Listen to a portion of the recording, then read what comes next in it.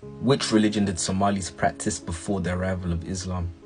Now, Somali people are an ethnic group found in Somalia, Somaliland, Ethiopia, Kenya, and Djibouti.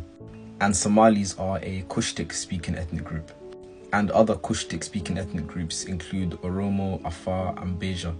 Now, without a shadow of a doubt, the most widely practiced religion amongst Somalis is Islam.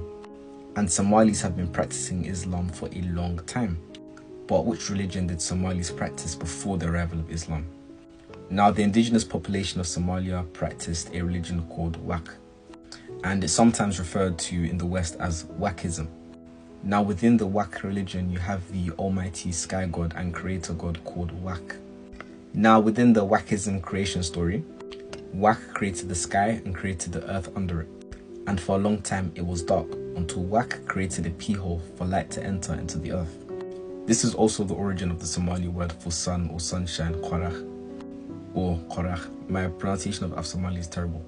So the word Khor means pee-hole, and the word Rach means God. And remember, this is early Somali, Proto-Kushtik, the ancestor of the modern Somali language. Also in the Wakism creation story, Wak created two equal forces, Nam and Nag. Nam being light and Nag being darkness, but not in the sense of light is good and dark is bad like we see it today. Back then, it wasn't seen like that. Now, in modern day Somali, Nin means man and Nag means woman. And those words actually originate from Nam and Nag, because Nam meant the peak of the day and was associated with the sun and being masculine. And Nag was feminine and representing the middle of the night, Nakta Benka. Now, in addition to Wak himself, the ancient Somalis also revered Ayanle.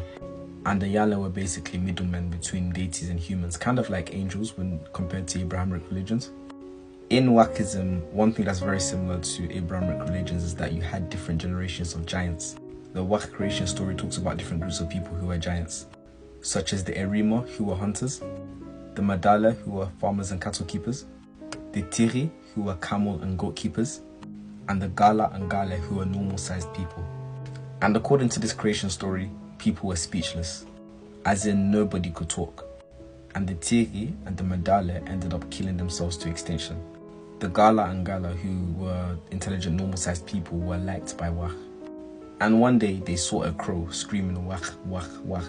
And from that day on, that's the only word they could say. And they made it a duty to pray to Wak every day, asking for understanding. Eventually, Wak felt sorry for them and gave them the gift of language. If you want a part 2 to this video, let me know.